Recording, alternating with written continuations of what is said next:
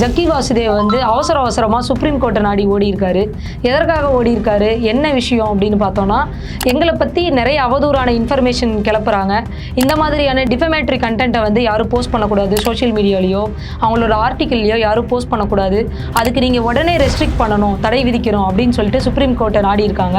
எதனால் இவ்வளோ பயம், யார் வந்து இவங்க மேலே டிஃபமேட்ரி கண்டென்ட்டை போஸ்ட் பண்ணிட்டு இருக்காங்க, யார் பக்கம் உண்மை இருக்குது, ஜக்கி வாசுதேவ் பக்கம் உண்மை இருக்கா, இல்லை இவங்களுக்கு எகெயின்ஸ்டாக டிஸ்இன்ஃபர்மேஷன் கண்டென்ட் போட்டுட்டு இருக்காங்க அப்படின்னு சொல்கிற பப்ளிகேஷன் மேலே உண்மை இருக்கா அப்படிங்கிறத வந்து டீட்டெயில்டாக நம்ம பார்ப்போம்.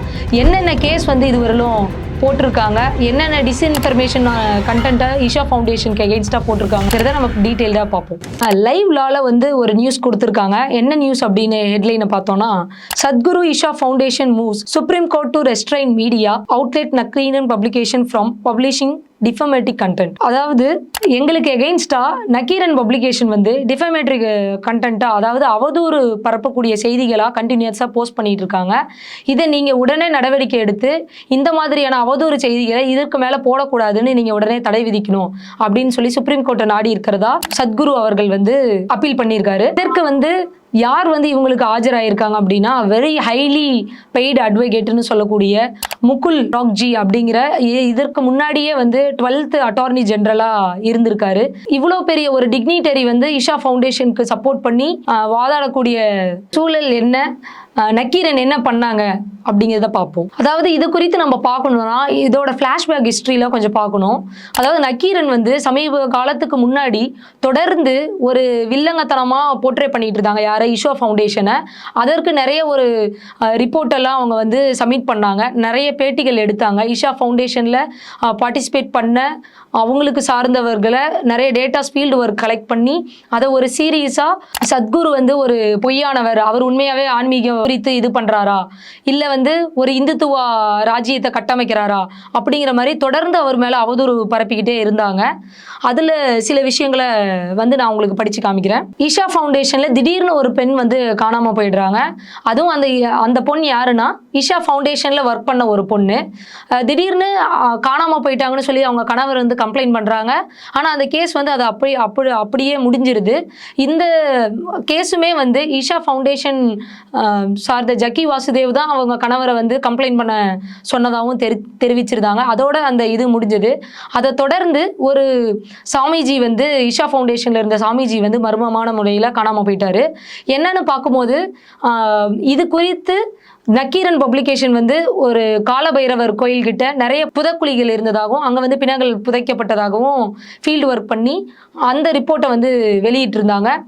இது வந்து அந்த டைமில் ரொம்ப தீவிரமாக பேசப்பட்டது. அதாவது தனிப்பட்ட முறையில் ஒரு சுடுகாடு இருக்கிறதாகவும், இந்த மாதிரி இஷா ஃபவுண்டேஷனில் வேலை செய்கிறவங்களும் அங்கே வரக்கூடியவர்களும் திடீர்னு மர்மமான முறையில் காணாத போயிடுறாங்க. திடீர்னு அவங்க வந்து கொன்று அந்த இடத்துல புதைக்கப்படுறாங்களா அப்படிங்கிற மாதிரி ஒரு ரிப்போர்ட்டை வந்து ஷேர் பண்ணியிருந்தாங்க. அதற்கு முன்னாடி சுபஸ்ரீன்னு ஒரு பொண்ணு வந்து காணாமல் போயிட்டாங்க. அது குறித்தும் வந்து டீட்டெயில்டாக அவங்க வந்து ஒர்க் பண்ணி சப்மிட் பண்ணியிருந்தாங்க. இந்த மாதிரி ஒன்று கண்டினியூஸாக ஒரு மர்மமான அதிர்ச்சி தரக்கூடிய தகவல்களை வந்து அவங்க வந்து ஃபீல்டு ஒர்க் பண்ணி நிறைய இதை வந்து மீடியாவுக்கு வந்து எக்ஸ்பிளைன் பண்ணிட்டு இருந்தாங்க. இதனால் வந்து கோபமடைஞ்ச இஷா ஃபவுண்டேஷன் எங்களை குறித்து டார்கெட் பண்ணி வந்து இவங்க வந்து அவதூறு செய்திகளை பரப்பிக்கிட்டே இருக்காங்கன்னு சொல்லிட்டு டெல்லி ஹைகோர்ட்டில் வந்து கேஸ் ஃபைல் பண்ணியிருந்தாங்க. மேலும் எந்தெந்த மாதிரியான நியூஸ் ஆர்டிகிள்ஸில் அவங்க வெளியிட்டிருந்தாங்கன்னா, இஷா என்னும் அபாய கூடாரம், எச்சரிக்கும் திருவடிக்குடில் சுவாமிகள் ஜக்கி வாசுதேவ் ஆன்மீகவாதியா யோகா மாஸ்டரா என்ற கேள்வி பொதுமக்கள் மத்தியில் எழுந்திருக்கிறது. இந்த இரண்டுமே அவர் சேர்த்தது இல்லை, இவர் ஒரு இந்துத்துவ சக்திதான் அப்படின்னு ஒரு ஆர்டிக்கிளை ரிலீஸ் பண்ணியிருந்தாங்க. அதற்கப்புறம் ஒரு மாதத்திற்கு முன்னாடி போட்டது இஷாவில் உடல் உறுப்பு திருட்டு அப்படின்னு சொல்லி அது ஒரு ஆர்டிக்கிள். காடு முழுக்க ஆக்கிரமிப்பு, இஷா ஒரு திகில் பயணம். அதாவது இஷா ஃபவுண்டேஷன் வந்து ஒரு தனிப்பட்ட கிரேவியார்டு சுடுகாடு வைத்திருக்கிறதாகவும் அங்கே உடல்கள் வந்து தகனம் செய்யப்பட்டதாகவும் அந்த உடல் தகனம் செய்வதற்கு எந்த ஒரு ரெக்கார்டும் ஃபைல் பண்ணாமல் இம்ப்ராப்பராக அங்கே வந்து நிறைய பிணங்கள் எரிக்கப்பட்டதாகவும் நிறைய தகவல்கள் வந்து வெளிவந்துச்சு. அது குறித்து இவங்க வந்து இந்த மாதிரியான ஹெட்லைன்ஸில் வந்து நிறைய ஆர்டிக்கிள் வந்து பப்ளிஷ் பண்ணியிருந்தாங்க. இந்த மாதிரி கண்டினியூஸாக வந்து தொடர்ந்து ஒரு சீரியஸாகவே இஷா ஃபவுண்டேஷன் குறித்து என்னென்ன மர்மங்கள் இருக்குதுங்கிறத வந்து தொடர்ந்து அவங்க வந்து சேகரித்து அவங்களோட பப்ளிகேஷனில் ஆர்டிக்கிளாகவும் வீடியோவாகவும் வந்து ஸ்ப்ரெட் பண்ணிக்கிட்டே இருந்தாங்க. இதனால் கோவமடைஞ்ச இஷா ஃபவுண்டேஷன் இது வந்து இதுக்கு எதுவுமே எந்த ஒரு எவிடன்ஸும் இல்லாமல் எங்கள் மேலே வந்து டிஃபமேட்டரி கண்டென்ட்டை வந்து இவங்க ஸ்ப்ரெட் பண்ணுறாங்க. ஸோ இதை வந்து உடனே ரெஸ்ட்ரிக்ட் பண்ணணும். அது மட்டும் இல்லாமல் 3 கோடி ரூபாய் இதற்கு வந்து இழப்பீடு எங்களுக்கு தரணும் அப்படின்னு சொல்லிட்டு நக்கீரன் பப்ளிகேஷனுக்கு எகைன்ஸ்டா டெல்லி ஹைகோர்ட்ல வந்து கேஸ் ஃபைல் பண்ணியிருந்தாங்க. ஆனால் அதற்கு வந்து நக்கீரன் பப்ளிகேஷன் வந்து அவங்க ஒரு இது மூவ் பண்ணுறாங்க. என்ன மூவ் பண்ணுறாங்க அப்படின்னா, டெல்லி ஹைகோர்ட்லேருந்து எங்களுக்கு வந்து இந்த கேஸை வந்து டெல்லி ஹைகோர்ட்லேருந்து மெட்ராஸ் ஹைகோர்ட்டுக்கு மூவ் பண்ணலாம் அப்படின்னு டெசிஷன் எடுத்ததா நியூஸ் வெளியே வந்துச்சு. அதாவது நக்கீரன் பப்ளிகேஷன் வந்து டெல்லி ஹைகோர்ட்லேருந்து மெட்ராஸ் ஹைகோர்ட்டுக்கு இவங்க வந்து மூவ் பண்ண மாட்டிக்கிறாங்க, அப்படி டெசிஷன் எடுத்தும் மூவ் பண்ணலை, இதற்கு வந்து இஷா ஃபவுண்டேஷன் வந்து ரெஸ்ட்ரிக்ட் பண்ணுறாங்க, அவங்களோட இன்ஃப்ளூயன்ஸ் மூலியமாக ரெஸ்ட்ரிக்ட் ஆகுது அப்படின்னு சொல்லிட்டு சொல்லியிருந்தாங்க. இது மட்டும் இல்லாமல் குறிப்பாக ஒரு கேஸ் வந்து முக்கியமாக டெல்லி ஹைகோர்ட்டில் ஃபைல் பண்ணாங்க. அதாவது 43 வயசில் ஒரு பெண், 39 வயசில் ஒரு பெண் ஈஷா ஃபவுண்டேஷனில் இருக்காங்க. ஈஷா ஃபவுண்டேஷனில் வந்து இவங்க வந்து மாட்டிக்கிட்டதாகவும் அவங்கள வந்து இன்ஃப்ளூயன்ஸ் பண்ணி ஈஷா ஃபவுண்டேஷன் காரங்க வச்சிருக்கிறதாகவும் அவங்களுடைய அப்பா வந்து டெல்லி ஹைகோர்ட்டில் ஒரு கேஸ் ஃபைல் பண்ணுறாங்க, தன்னுடைய மகள்களை வந்து மீட்டு தரணும் அப்படிங்கிற மாதிரி. இந்த கேஸ் வந்து சுப்ரீம் கோர்ட்டுக்கு அப்பீல் ஆகுது. அப்பீல் ஆனதுக்கப்புறம் அந்த கேஸை வந்து நீதிபதி சந்திரசூட் அவர்கள் வந்து எடுக்கிறாரு. அப்போது அந்த கேஸ் வந்து என்ன ஆகுது அப்படின்னா, 18 வயசுக்கு மேலே இருந்ததுனால அந்த பெண்கள் வந்து அங்கே இருக்கிறதுக்கு விருப்பப்படாததாகவும் அவங்க விருப்பத்தை மீறி நாம் எதுவும் பண்ண முடியாது அப்படின்னு சொல்லிட்டு அந்த கேஸ் அதோட க்ளோஸ் ஆகுது. இது போன்று பல பேர் வந்து இஷா ஃபவுண்டேஷனுக்கு எகெயின்ஸ்டாக வந்து சொல்லிக்கிட்டே இருந்தாங்க. தன்னுடைய மனைவிகள், மகள்கள், அதாவது பெண்கள் அதிகமாக வந்து இஷா ஃபவுண்டேஷன் மூலியமாக இன்ஃப்ளூயன்ஸ் ஆனதுக்கப்புறம் அவங்க கட்டுப்பாட்டுக்குள்ளே வச்சிருக்கிறதா குற்றச்சாட்டை தெரிவிச்சுட்டு இருந்தாங்க. அதாவது ஒரு பிரபல யூடியூபர் ஷியாம் மீரா சிங்னு சொல்லிட்டு இவர் வந்து டெல்லியை சேர்ந்தவர்.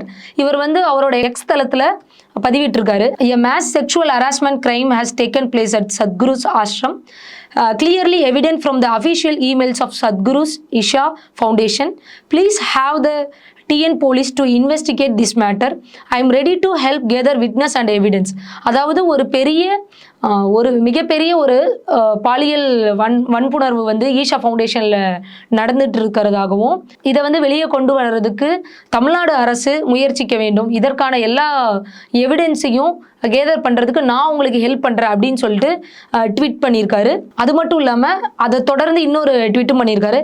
ஐ quote officials emails of Sadhguru's closest Bharati Varadraj and Isha Foundation's Ma Pradyuta, which reveals that Sadhguru gives Diksha initiation by having minor girls removing their upper clothes. அதாவது இதில் என்ன குறிப்பிட்டிருக்காங்க அப்படின்னா, ரீசெண்டாக அங்கே ஈஷா ஃபவுண்டேஷனில் அவங்களோட கருத்தரங்க நடத்தும் போது அவங்களுடைய பெண்களுடைய, அதாவது அண்டர் 18 இருக்க குழந்தைங்களை வந்து ட்ரெஸ்ஸை, அப்பர் க்ளோத்ஸை ரிமூவ் பண்ணிக்கிட்டு நிறைய ஆன்மீகம் சம்மந்தமான விஷயங்களை பண்ண வைக்கிறதாகவும் அதற்கு அவங்களே ஒப்புக்கொள்கிற மாதிரியான இன்ஃப்ளூயன்சிங் திங் நிறைய நடக்குது அப்படின்னு சொல்லிட்டு பதிவிட்டிருக்காரு.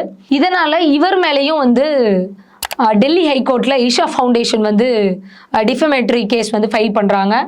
அதாவது அது குறித்த நியூஸையும் நம்ம பார்ப்போம். Delhi high court's orders removal of YouTuber Shyam Meera video on Jaggi Vasudev Isha foundation.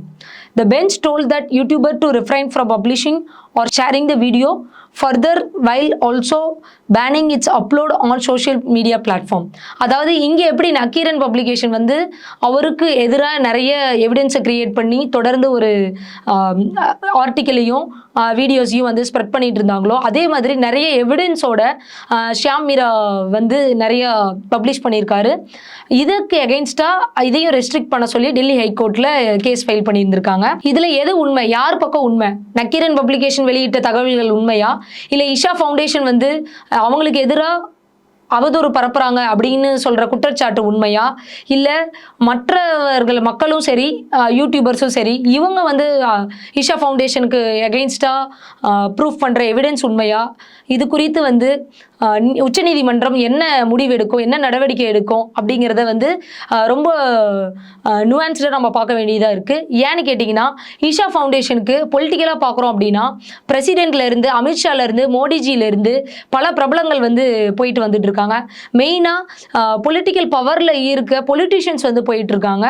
So அப்படி இருக்குன்ற நிலையில் இவ்வளோ பவர்ஃபுல்லான ஆளை வந்து எப்படி இவங்க வந்து இன்வெஸ்டிகேட் பண்ணுவாங்க, சரியான முறையில் இது இன்வெஸ்டிகேஷன் நடக்குமா, சரியான கிளியரன்ஸோட இதை வந்து டீட்டெயில்டாக வந்து எவிடென்ட்டோட ப்ரூஃப் பண்ணுவாங்களா, யார் பக்கம் வந்து ஜஸ்டிஸ் கிடைக்கும், எது வந்து ஜஸ்டிஃபையபிளாக இருக்கும், கரெக்டான ஜஸ்டிஃபிகேஷன் நடக்குமா என்பதெல்லாம் குறித்து நம்ம வந்து திங்கட்கிழமை இந்த கேஸ் மறுபடியும் ஹியரிங்க்கு வருது.